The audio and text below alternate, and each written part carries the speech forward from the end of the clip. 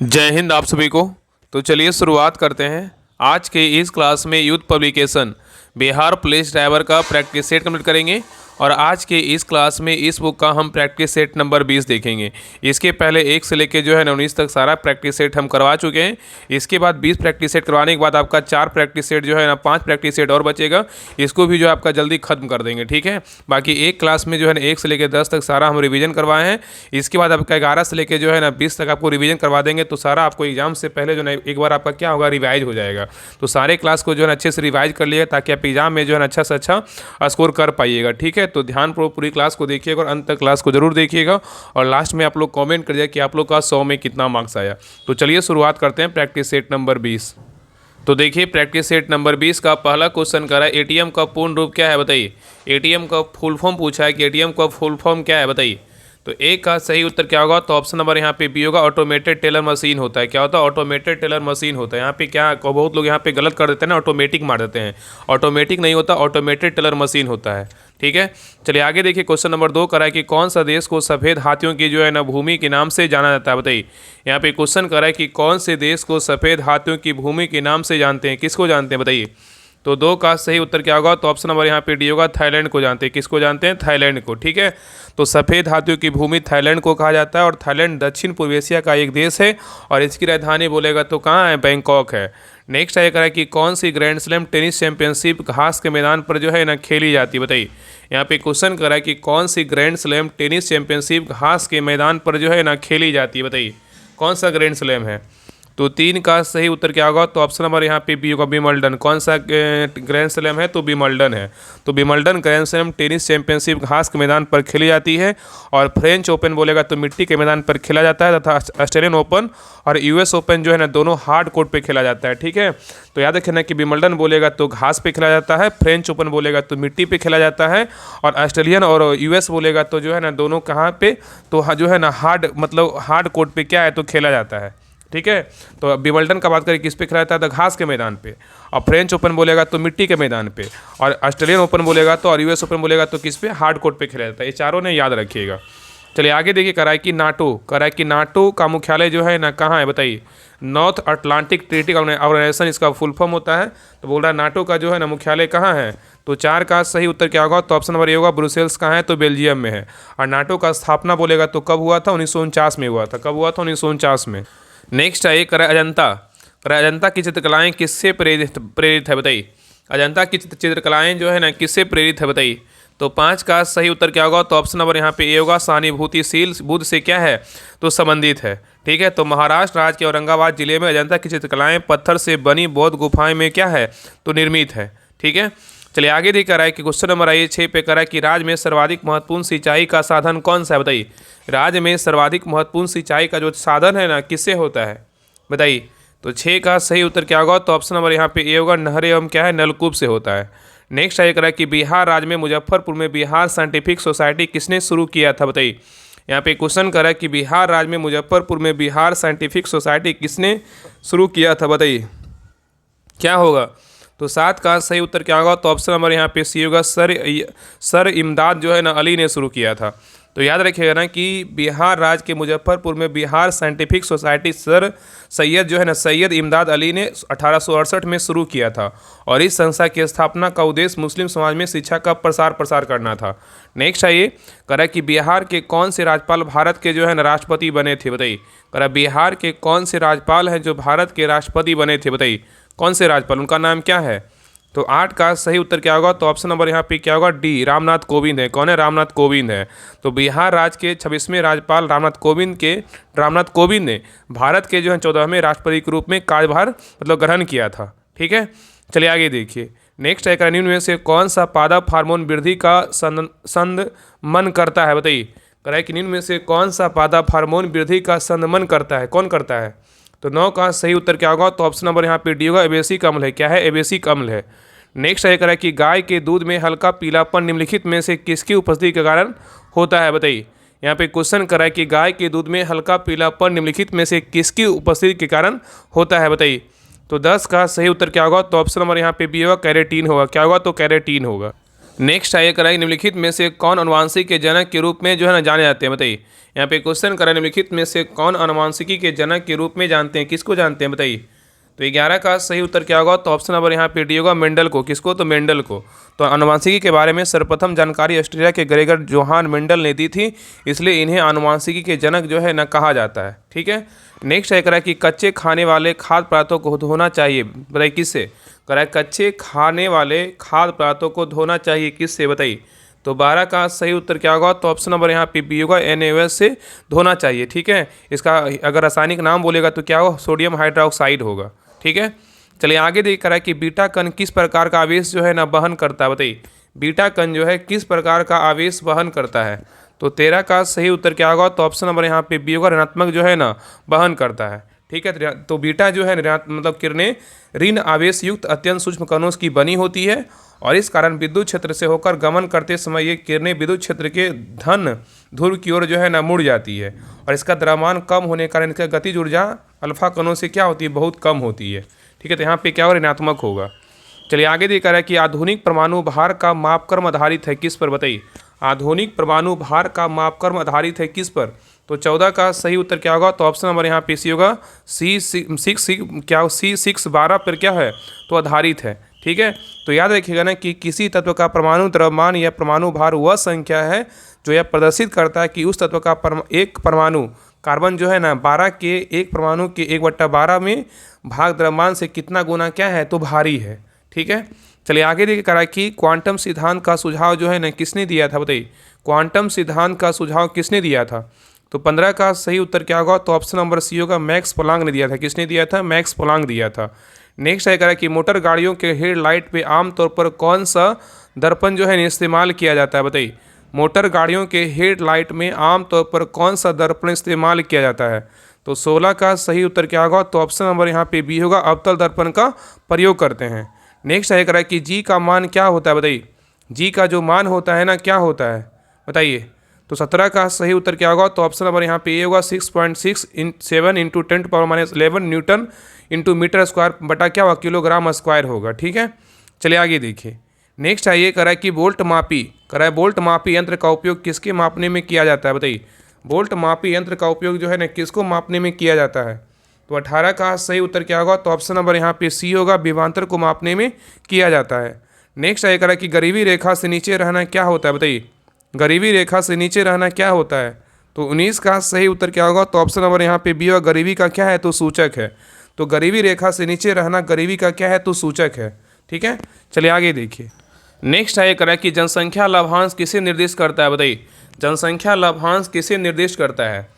तो 20 का सही उत्तर क्या होगा, तो ऑप्शन नंबर यहाँ पे बी होगा, किसी जनसंख्या की तरुण आयु संरचना पे जो है निर्दिष्ट करता है। तो याद रखिएगा ना कि जनसंख्या लाभांश अर्थव्यवस्था में मानव संसाधन के सकारात्मक और सतत विकास को दर्शाता है, ठीक है।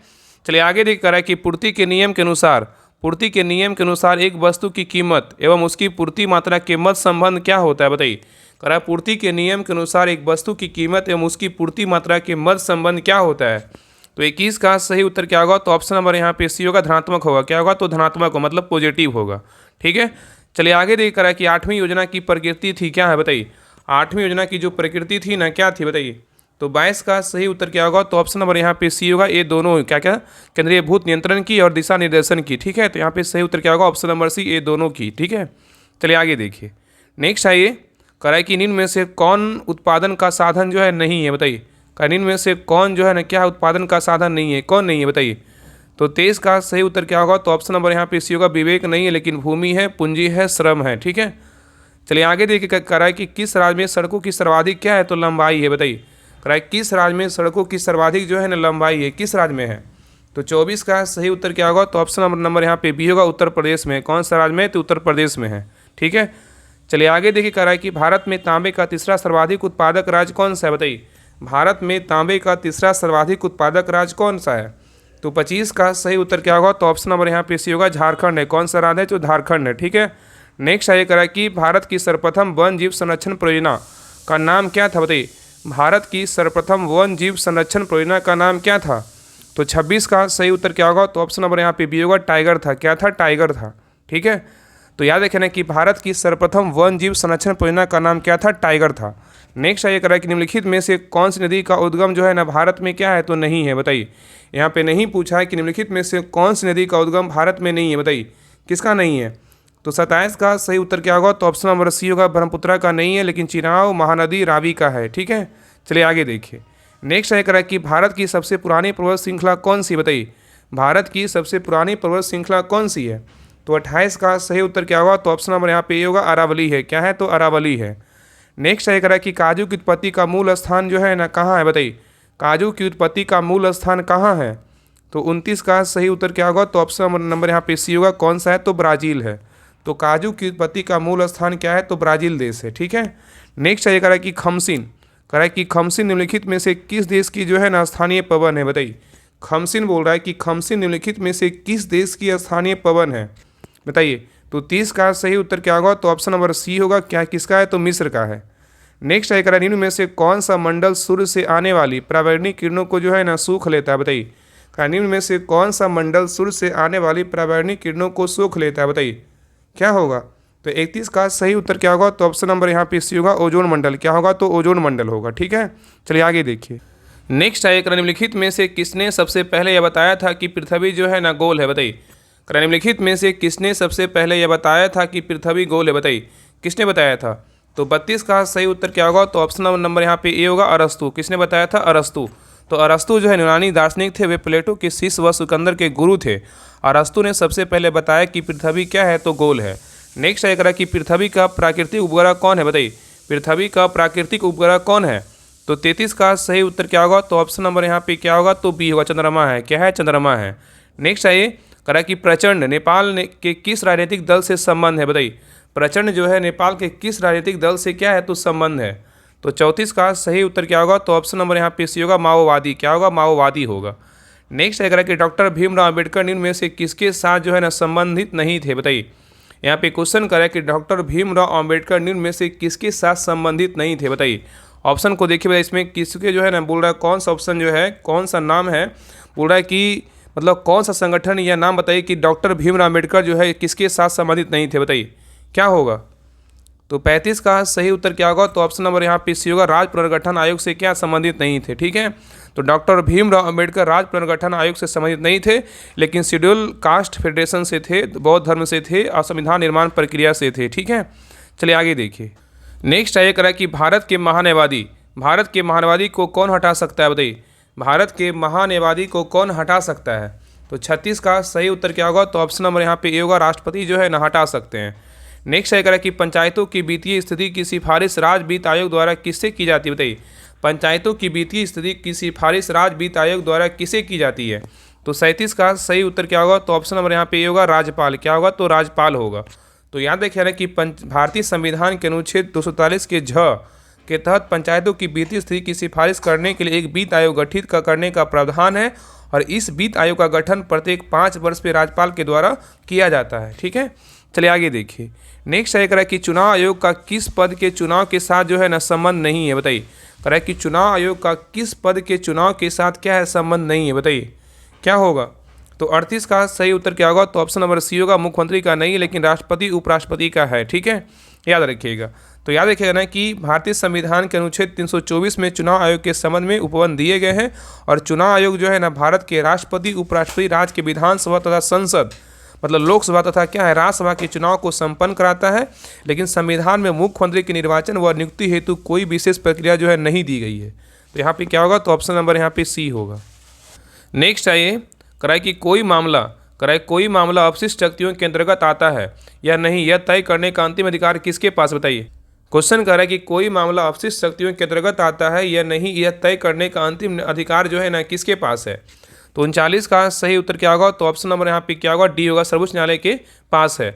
नेक्स्ट है करा कि भारत के किस राज्य में द्विसदनीय व्यवस्थापका क्या है, तो नहीं है, बताइए कराए भारत के किस राज्य में द्विसदनीय व्यवस्थापका जो है नहीं है, बताइए कौन सा राज्य में नहीं है। तो 40 का सही उत्तर क्या होगा, तो ऑप्शन नंबर यहाँ पे सी होगा, पंजाब में नहीं है, लेकिन बिहार, उत्तर प्रदेश, जम्मू कश्मीर में है, लेकिन जम्मू कश्मीर में क्या है, तो अब जो है ना समाप्ति हो गया है। चलिए आगे देखिए। नेक्स्ट है करा कि राज्य के राज्यपाल को अध्यादेश जारी करने की शक्ति प्रयुक्त की जाती है किस सूची पर, बताइए करा कि राज्य के राज्यपाल को अध्यादेश जारी करने की शक्ति प्रयुक्त की जाती है किस पर, बताइए। तो 41 का सही उत्तर क्या होगा? तो ऑप्शन नंबर सी होगा, राज एवं समवर्ती पर। क्या है? राज एवं समवर्ती सूची पर। ठीक है, तो याद रख लेना कि भारतीय संविधान में अनुच्छेद 213 के अनुसार राज्यपाल को राज एवं समवर्ती सूची के किसी विषय पर अध्यादेश जारी करने की शक्ति प्राप्त है, और किसी राज्य में अध्यादेश तभी लागू किया जाएगा जब विधानसभा और विधान परिषद दोनों सत्र में ना हो। चलिए आगे देखिए। नेक्स्ट है करा कि भारत के प्रथम राष्ट्रपति कौन थे? बताइए, भारत के प्रथम राष्ट्रपति कौन थे? तो 42 का सही उत्तर क्या होगा? तो ऑप्शन नंबर यहाँ पे डी होगा, डॉक्टर राजेंद्र प्रसाद थे। कौन थे? डॉक्टर राजेंद्र प्रसाद थे। नेक्स्ट है करा कि संघ और राज्यों के मध्य विपत्रों के वितरण साइबर कानून किस सूची में आते हैं? बताइए, क्वेश्चन यहाँ पे करा कि संघ और राज्यों के मध्य विपत्रों के वितरण साइबर कानून किस सूची में आते हैं? बताइए। 43 का सही उत्तर क्या होगा? तो ऑप्शन नंबर यहाँ पे सी होगा, समवर्ती सूची में आते हैं। ठीक है, चलिए आगे देखिए। कह रहा है कि वर्ष 1857 में मेरठ में प्रथम सिपाही विद्रोह की आग किस दिन भड़की थी? बताइए, कह रहा है कि वर्ष 1857 में मेरठ में प्रथम सिपाही विद्रोह की आग किस दिन भड़की थी? तो 44 का सही उत्तर क्या होगा? तो ऑप्शन नंबर यहाँ पे ये होगा, 10 मई को भड़की थी। ठीक है, तो वर्ष 1857 में मेरठ में प्रथम सिपाही विद्रोह की आग 10 मई को भड़की, और वहाँ तैनात भारतीय सिपाहियों ने विद्रोह कर दिया और अपने अधिकारियों पर क्या करी? गोली चलाई। ठीक है, चलिए आगे देखिए। नेक्स्ट है कह रहा है कि दिल्ली में 1857 के विद्रोह की सफलता के बाद बहादुर शाह जफर को कहाँ निर्वासित किया गया था? बताइए, क्वेश्चन यहाँ पे कह रहा है कि दिल्ली में 1857 के विद्रोह की सफलता के बाद बहादुर शाह जफर को कहाँ निर्वासित किया गया था? तो 45 का सही उत्तर क्या होगा? तो ऑप्शन नंबर यहाँ पे सी होगा, रंगून में जो है ना निर्वासित किया गया था। नेक्स्ट है कह रहा है कि पुस्तक poverty and un British rule India किसने लिखी? बताइए, क्वेश्चन यहाँ पे कह रहा है कि पुस्तक poverty and un British rule India किसने लिखी है? बताइए, तो 46 का सही उत्तर क्या होगा? तो ऑप्शन नंबर बी होगा, दादा भाई नौरोजी ने लिखा। नेक्स्ट है कह रहा है कि रोहेलखंड, कह रहा रोहेलखंड किस मुगल शासक की मृत्यु पश्चात स्वतंत्र राज्य जो है ना बना था? बताइए, कह रहा रोहेलखंड किस मुगल शासक की मृत्यु पश्चात स्वतंत्र राज्य बना था? बताइए, कौन सा शासक था? तो 47 का सही उत्तर क्या होगा? तो ऑप्शन नंबर यहाँ पे क्या हो जाएगा? तो ए होगा। क्या होगा? ए होगा, औरंगजेब। कौन था? औरंगजेब था। तो रोहेलखंड औरंगजेब की मृत्यु के बाद स्वतंत्र राज्य जो है ना बना था। नेक्स्ट है कह रहा कि शिवाजी के प्रशासन में पेशवा किसे कहा जाता था? बताइए, शिवाजी के प्रशासन में पेशवा किसे कहा जाता था? तो 48 का सही उत्तर क्या होगा? तो ऑप्शन नंबर यहाँ पे सी होगा, मुख्यमंत्री को जो है ना कहा जाता था। ठीक है, चलिए आगे देखिए। करा निम्नलिखित में से कौन सा स्थान बिहार में वन जीवन के लिए क्या है? तो प्रसिद्ध है। बताइए, यहाँ पे क्वेश्चन करा निम्नलिखित में से कौन सा स्थान बिहार में वन जीवन मतलब वाइल्ड लाइफ के लिए क्या है? तो प्रसिद्ध है। तो 49 का सही उत्तर क्या होगा? तो ऑप्शन नंबर यहाँ पे बी होगा। क्या है? तो बोध गया है। ठीक है, तो गौतम बुद्ध वन जीव अभयारण्य बिहार के बोध गया और झारखंड के हजारीबाग और चतरा जिले में क्या है? विस्तृत है, जहाँ बाघ, चीता, सांभर, चीतल, नीलगाय, बनेला, सुअर आदि क्या है? संबंधित जीव है। नेक्स्ट आइए। करा कि असम चटगांव जैसे पूर्वोत्तर भागों पर विजय प्राप्त करने वाला मुगल सेनापति कौन था? बताइए, यहाँ पे क्वेश्चन करा कि असम चटगांव जैसे पूर्वोत्तर भागों पर विजय प्राप्त करने वाला मुगल सेनापति कौन था? तो 50 का सही उत्तर क्या होगा? तो ऑप्शन नंबर बी होगा, मीर जुमला था। कौन था? मीर जुमला था। नेक्स्ट आइए। करा कि प्रधानमंत्री नरेंद्र मोदी ने हाल ही में मंडल बांध परियोजना की नींव किस नदी पर बनाने के लिए रखी थी? बताइए, करा कि प्रधानमंत्री नरेंद्र मोदी ने हाल ही में मंडल बांध परियोजना की नींव किस नदी पर बनाने के लिए रखी थी? बताइए, तो 51 का सही उत्तर क्या होगा? तो ऑप्शन नंबर यहाँ पे क्या होगा? डी होगा, उत्तरी कोयल नदी। क्या होगा? उत्तरी कोयल। तो प्रधानमंत्री नरेंद्र मोदी ने झारखंड से निकलने वाले उत्तरी कोयल नदी पर मंडल बांध का जो है उद्घाटन किया है, और यह परियोजना 1972 में शुरू हुई थी, किंतु 1998 में बिहार राज्य के वन विभाग ने इसे रोक लगा दी थी। ठीक है, चलिए आगे देखिए। करानीन में से कौन सी घटना जो है ना सबसे पहले घटी थी? बताइए, करानीन में से कौन सी घटना जो है ना सबसे पहले घटित हुआ था? बताइए, कौन सा घटना सबसे पहले हुआ था? बताइए। तो देखिए यहाँ पे पहला कह रहा है कि कुतुब शाह का गोलकुंडा राज, कुतुब शाह का गोलकुंडा राज का जो है ना स्थापना हुआ था कब? 1512 में हुआ था। कब हुआ था? 1512 में। और इसके जो संस्थापक थे कुतुब शाह थे। ठीक है, और नेक्स्ट है पुर्तगालियों द्वारा गोवा पर कब्जा। तो पुर्तगालियों द्वारा गोवा पर कब्जा किया गया था। कब किया गया था? 1510 में किया गया था। कब किया गया था? 1510 में किया गया था। ठीक है, और नेक्स्ट है अहमदनगर में निजाम शाही राज की स्थापना। अहमदनगर में निजाम शाही राज की स्थापना का बात करें कब हुआ था? तो 1490 में हुआ था। 1490 में हुआ था, और इसके जो संस्थापक थे मलिक अहमद थे। और नेक्स्ट है बीजापुर में आदिल शाह राज का स्थापना बोलेगा तो कब हुआ था? तो 1512 में हुआ था। क्या हुआ था? 1512 में हुआ था। ठीक है, और इसके संस्थापक का बात करें तो नहीं, एक मिनट, 1512 नहीं होगा। यहाँ पे बीजापुर में आदिल शाह राज का जो है ना इसका वंश का जो स्थापना हुआ था 1489 में हुआ था। कब हुआ? 1489 में हुआ था। ठीक है, इसके संस्थापक थे यूसुफ आदिल शाह थे। तो यहाँ पे बोला घटना सबसे पहले घटना कौन हुआ था, तो यहाँ पे सही उत्तर क्या होगा, तो ऑप्शन नंबर डी, बीजापुर में आदिल शाह राज का जो है ना स्थापना बोलेगा 1489 में हुआ था। इसके संस्थापक बोलेगा तो यूसुफ आदिल शाह थे। तो ऑप्शन नंबर यहाँ पे क्या होगा, डी होगा। चलिए आगे देखिए। नेक्स्ट आइए, निम्नलिखित सुल्तानों में से कौन लाख बख्श के नाम से जो है जाना जाता था, बताइए। यहाँ पे क्वेश्चन करा, निम्नलिखित सुल्तानों में से कौन लाख बख्श के नाम से जाना जाता है, बताइए किसको जानते हैं। तो 53 का सही उत्तर क्या होगा, तो ऑप्शन नंबर यहाँ पे सी होगा, कुतुबुद्दीन ऐबक को जानते हैं। किसको जानते हैं, कुतुबुद्दीन ऐबक को जानते हैं। ठीक है, तो याद रखिए कुतुबुद्दीन ऐबक को लाख बख्श के नाम से जो है ना जाना जाता है। चलिए आगे देखिए, करा कि बुद्ध के उपदेश किससे संबंधित है, बताइए। बुद्ध के उपदेश किससे संबंधित है, बताइए क्या होगा। तो 54 का सही उत्तर क्या होगा, तो ऑप्शन नंबर यहाँ पे डी होगा, आचरण की शुद्धता व पवित्रता से क्या है, तो संबंधित है।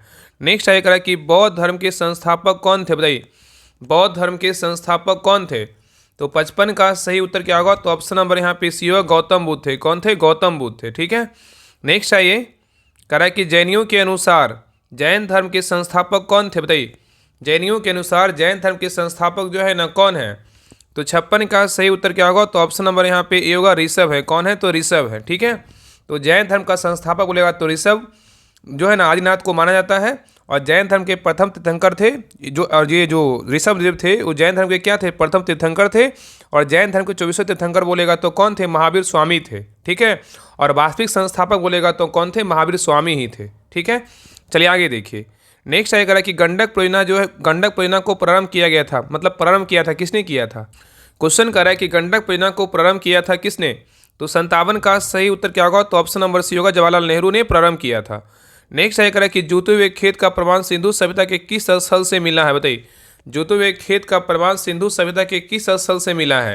तो 58 का सही उत्तर क्या होगा, तो ऑप्शन नंबर यहाँ पे ये होगा, कालीबंगा से मिला है। कहाँ से मिला है, कालीबंगा से।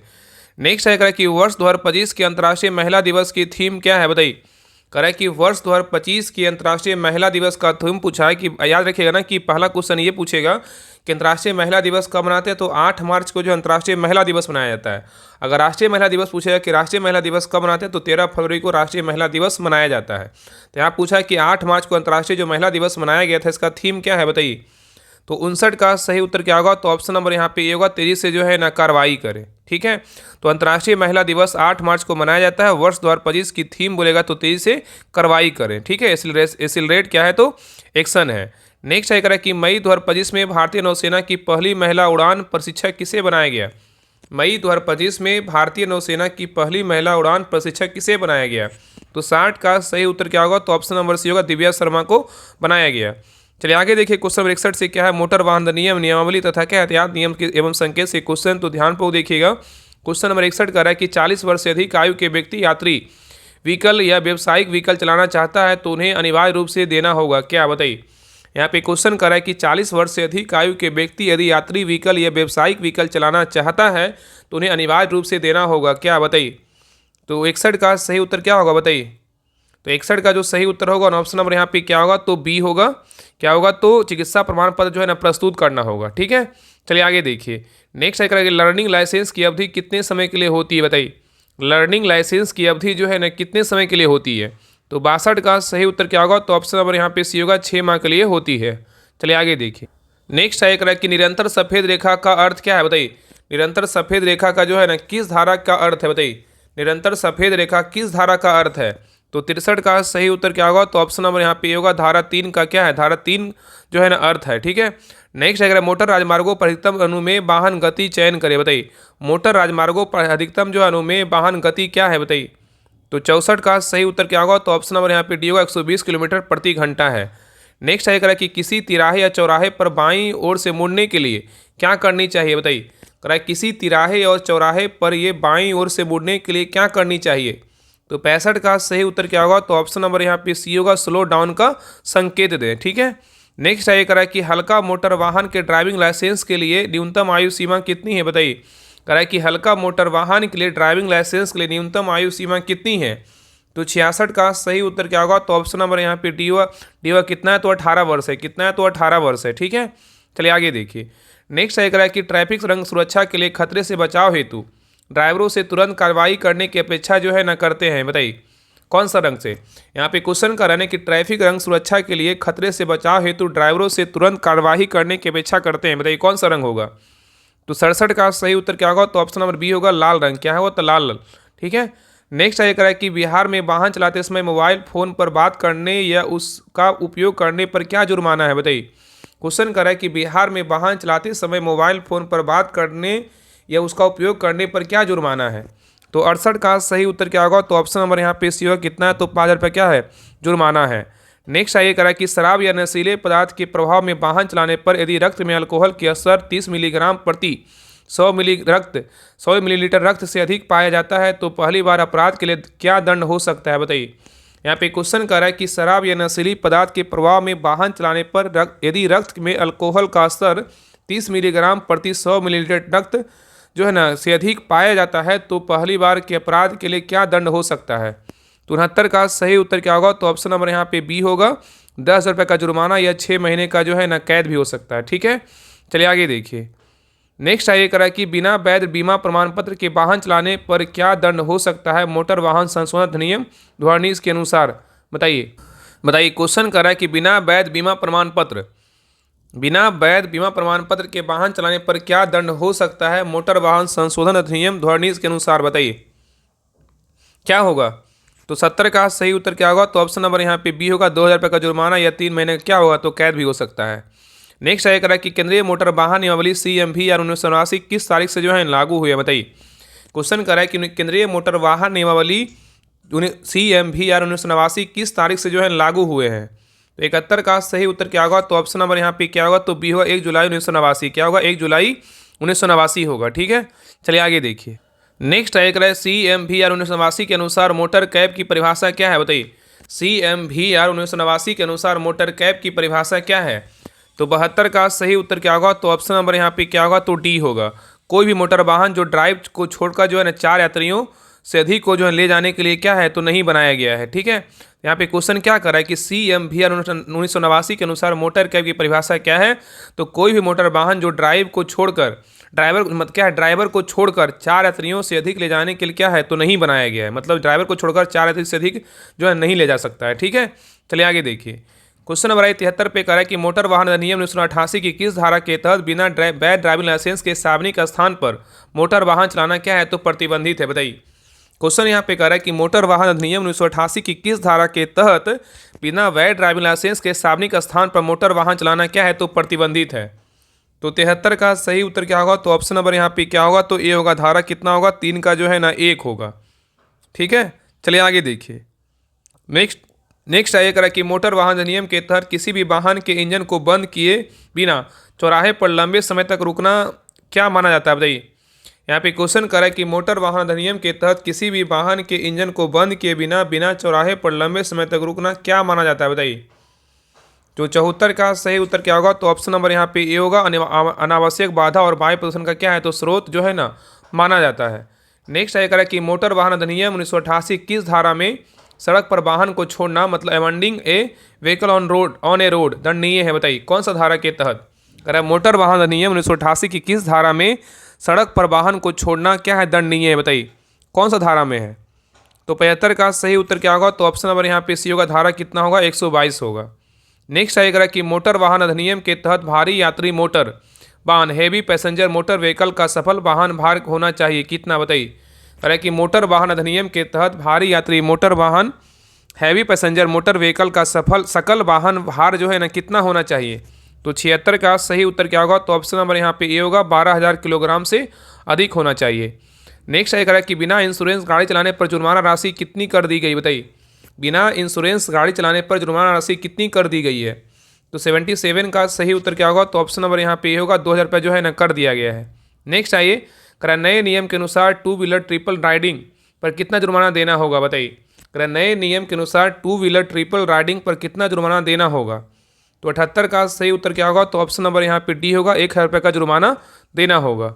नेक्स्ट आएगा कि भारी वाहन के ड्राइविंग लाइसेंस के लिए कितनी आयु जो है ना होनी चाहिए? बताइए।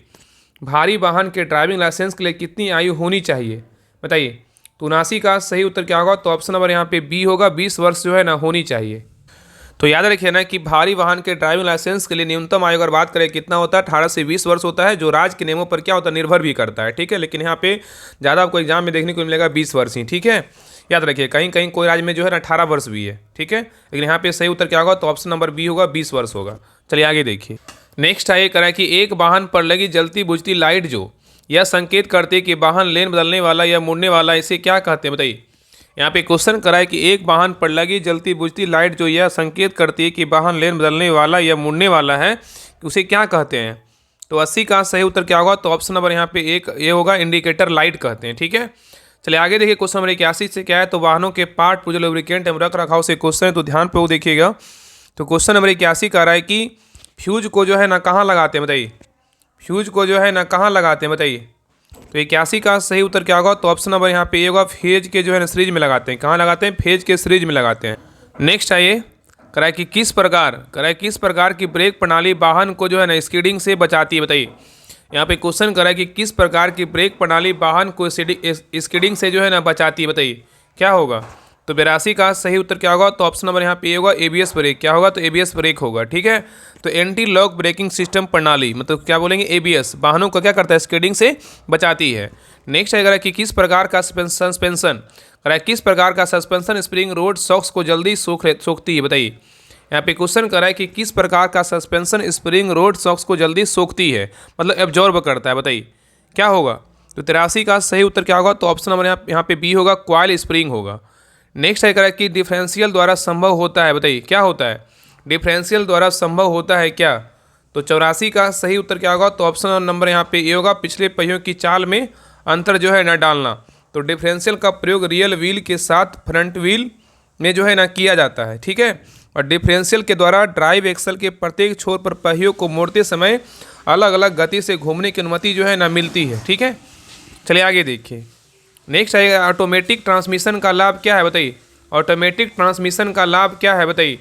तो 85 का सही उत्तर क्या होगा, तो ऑप्शन नंबर यहाँ पे डी होगा, उपरोक्त सभी लाभ है। क्या क्या है, तो उच्च घूर्णन गति का प्रचालन, गति की विभिन्न परास की उपलब्धता और एक सीमा तक टॉर्क की जो है ना उपलब्धता होगा, ये सभी होगा, ठीक है। चलिए आगे देखिए।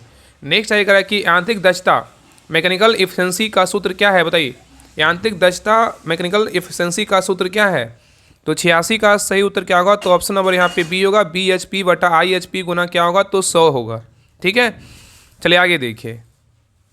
मतलब यहाँ पे बोल सकते हैं ना कि यांत्रिक दक्षता बराबर क्या होता है, ब्रेक हॉर्स पावर बटा इंडिकेटर हॉर्स पावर। मतलब BHP क्या बोल सकते हैं, ब्रेक हॉर्स पावर, और नीचे क्या है, इंडिकेटर हॉर्स पावर गुना क्या होगा, तो 100 होगा, ठीक है। चलिए आगे देखिए। नेक्स्ट आइए करा कि डायनेमो किस स्थिति में बैटरी को अत्यधिक जो है ना चार्ज करता है बताइए। करा कि डायनेमो किस स्थिति में बैटरी को अत्यधिक जो है ना चार्ज करता है। तो 87 का सही उत्तर क्या होगा, तो ऑप्शन नंबर यहाँ पे सी होगा, उच्च इंजन गति होगा। क्या होगा, उच्च इंजन गति होगा। तो याद रखिएगा कि डायनेमो उच्च इंजन गति की स्थिति में बैटरी को अत्यधिक क्या करता है, तो चार्ज करता है। नेक्स्ट आइए कराए कि क्वेश्चन नंबर 88 करा कि ऑटोमोबाइल में प्राय जो है ना कौन सा मतलब कितने फेज वाला अल्टरनेटर प्रयुक्त होता है बताइए। करा ऑटोमोबाइल में प्राय कितने फेज वाला अल्टरनेटर प्रयुक्त होता है। तो 88 का सही उत्तर क्या होगा, तो ऑप्शन नंबर यहाँ पे सी होगा, कितना, तो 3। तो ऑटोमोबाइल में बोल रहा है, ऑटोमोबाइल में प्राय जो है ना 3 फेज वाला क्या अल्टरनेटर प्रयुक्त होता है। तो ऑटोमोबाइल में प्राय जो है ना कितने फेज वाला अल्टरनेटर प्रयुक्त होता है, कितना, तो 3, ठीक है। कौन कौन तो होगा, तो रोटर होगा, स्टेटर होगा, और क्या रेक्टिफायर होगा। चलिए आगे देखिए। नेक्स्ट है कि इनलेट मैनिफोल्ड किस मटेरियल का बना होता है बताइए। इनलेट मैनिफोल्ड किस मटेरियल का बना होता है। तो 89 का सही उत्तर क्या होगा, तो ऑप्शन नंबर यहाँ पे डी होगा, एल्यूमिनियम मिश्र धातु का जो है ना बना होता है। चलिए आगे देखिए। नेक्स्ट है कि CRDI का पूरा नाम क्या है बताइए। CRDI का पूरा नाम क्या है। तो 90 का सही उत्तर क्या होगा, तो ऑप्शन नंबर यहाँ पे सी होगा, कॉमन रेल डायरेक्ट क्या इंजेक्शन है। नेक्स्ट है कि डीजल का कम से कम फ्लैश पॉइंट कितना है बताइए। डीजल का कम से कम फ्लैश पॉइंट कितना है। तो 91 का सही उत्तर क्या होगा, तो ऑप्शन नंबर यहाँ पे डी होगा, 150 डिग्री क्या है, मतलब फारेनहाइट मतलब तापमान बोल सकते हैं, ठीक है। तो याद रखिए ना कि यहाँ पे बोल रहा है कि फ्लैश पॉइंट वह न्यूनतम तापमान होता है जिस पर ईंधन पर्याप्त ऊष्मा पैदा करता है, जिसमें ज्वलन जो है ना होता है, जिससे ज्वाला उत्पन्न होती है। और डीजल ईंधन की फ्लैश पॉइंट बोलेगा 55 सेल्सियस मतलब 150 डिग्री फारेनहाइट बोल सकते हैं, ठीक है। चलिए आगे देखिए। नेक्स्ट है कि हीट एक्सचेंजर निम्न में से किस धातु की बनी होती है बताइए। कह कि हीट एक्सचेंजर निम्न में से किस धातु की बनी होती है। तो 92 का सही उत्तर क्या होगा, तो ऑप्शन नंबर यहाँ पे सी होगा, पीतल की बनी होती है। नेक्स्ट है कि लुब्रिकेटिंग सिस्टम में अधिक ऑयल प्रेशर किसके कारण होता है बताइए। लुब्रिकेटिंग सिस्टम में अत्यधिक ऑयल प्रेशर किसके कारण होती है। तो 93 का सही उत्तर क्या होगा? तो ऑप्शन नंबर यहाँ पे बी होगा, रिलीफ वाल्व का एडजस्टेबल जो है ना सही नहीं है। ठीक है, तो याद रखिए ना कि एक दबाव रिलीफ वाल्व तेल पंप और फिल्टर के बीच पथ में प्रदान किया जाता है और रिलीफ वाल्व प्रणाली में तेल के अधिकतम दबाव को क्या करता है? सीमित करता है। ठीक है, चलिए आगे देखिए। नेक्स्ट क्वेश्चन पे आइए करा कि क्रैंक सॉफ्ट का वह भाग जिसमें कनेक्टिंग रॉड जुड़ी रहती है क्या कहलाता है? बताइए, यहाँ पे क्वेश्चन करा कि क्रैंक सॉफ्ट का वह भाग जिससे कनेक्टिंग रॉड जुड़ी रहती है क्या कहलाता है? तो 94 का सही उत्तर क्या होगा? तो ऑप्शन नंबर यहाँ पे बी होगा, क्रैंक जो है ना पिन कहलाता है।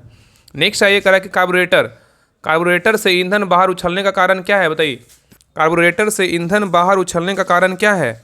तो 95 का सही उत्तर क्या होगा? तो ऑप्शन नंबर यहाँ पे डी को अप्रूव सभी कारण क्या क्या है? तो कार्बोरेटर में कचरा होना या ईंधन में पानी होना, नेक्स्ट है कमजोर कंप्रेसर होना और फायरिंग के क्रम में गड़बड़ी होना, ये सभी क्या है? तो कारण है। नेक्स्ट है करा कि चैम्बर मफलर किस मफलर का दूसरा नाम है? बताइए, चैम्बर मफलर किस मफलर का दूसरा नाम है?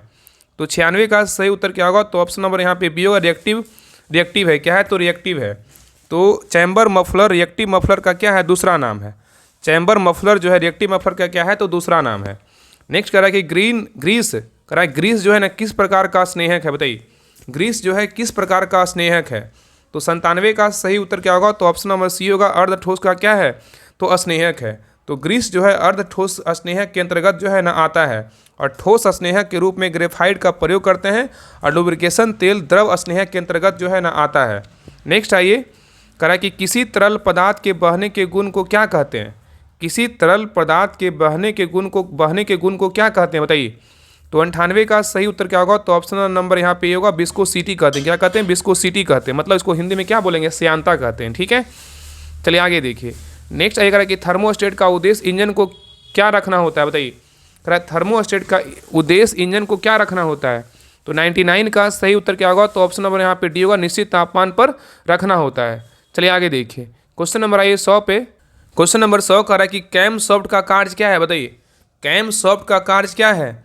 तो 100 का सही उत्तर क्या होगा? तो ऑप्शन नंबर यहाँ पे डी होगा, अप्रूव सभी कार्य क्या क्या है? तो इंजन वाल्वों को चलाना, ऑयल पंप चलाना और फ्यूल पंप चलाना, ये सभी क्या है? तो कैम सॉफ्ट का जो है ना कार्य है। ठीक है, तो ये रहा यूथ पब्लिकेशन का प्रैक्टिस सेट नंबर 20 रहा। आप लोग क्लास कैसा लगा आप लोग कमेंट सेक्शन में जरूर बताइएगा और सभी लोग अपना स्कोर भी शेयर कीजिए। आप लोग के कितना मार्क्स है, आप लोग का तैयारी कैसा चल रहा है, आप लोग जरूर बताइएगा। और अंत समय में जो है जितना अपने ऊपर समय दीजिएगा उतना ज़्यादा आपको फायदा करेगा। तो जितना हो चुका है क्लास, पीछे का क्लास रिवीजन कीजिए। बाकी इसका जो है ना क्लास आपका 11 से लेकर 20 तक रिवीजन क्लास आएगा। बाकी आगे जो 5 प्रैक्टिस सेट बच गया उसको भी जल्द क्लास जो है ना अपलोड कर देंगे। तो सभी लोग जो है ना क्लास को लाइक कीजिएगा, शेयर कीजिएगा और चैनल पर नए हैं चैनल को सब्सक्राइब जरूर कर लीजिएगा। ठीक है, बाकी जिनको भी Bihar police driver group join करना है तो अंत समय चाहते हैं कि हाँ 2 4 5 नंबर मेरा बढ़े, तो ऑटोमेटिक है कि वहाँ पे ज्वाइन करने से जो है ना बढ़ेगा ही, घटेगा नहीं बढ़ेगा ही। अगर ज्वाइन करना चाहते हैं तो ज्वाइन कर लीजिए। आपको जो है ना मतलब क्लास में बताया जाता है, आप नंबर पे जो है ना पेमेंट करके जो 7549392490 जो नंबर है उस पर पेमेंट करके जो है ना स्क्रीनशॉट भेजिए, आपको ग्रुप का लिंक आपको मिल जाएगा। तो मिलते हैं एक नए क्लास में, तब तक के लिए जय हिंद जय भारत।